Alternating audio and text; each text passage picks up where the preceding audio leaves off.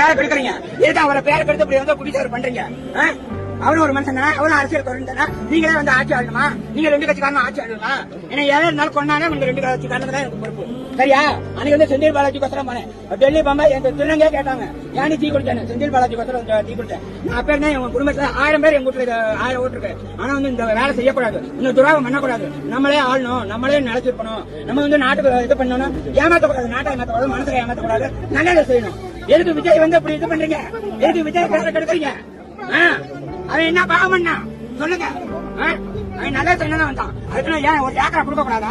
ஏன் இடம் நான் வாங்கி போட்டாருன்னு வந்து சந்தோஷமா கொண்டாந்தீங்களா? கொட்டு மேல வச்சுக்கல, கொட்டு மேல வைக்க கூடாது, ஆடக்கூடாது, பாடக்கூடாது, அந்த ரவுண்டா அவரை குறி கட்டக்கூடாது, அந்த கட்டவுட் வைக்கிற என்ன பாவம்? என்ன நீங்க ஆட்சி ஆளணும்? நீங்க என்ன அப்படி ஆட்சி நடத்துறீங்க? என்ன மக்களுக்கு நல்லா செஞ்சுட்டீங்க? என் பிள்ளைகளுக்கு, என் குடும்பத்துக்கு 10 பேர் பிள்ளை என்ன நல்லா செஞ்சுட்டீங்க? திருநங்கை என்ன நல்லா செஞ்சுட்டீங்க? நல்லவங்க மாதிரி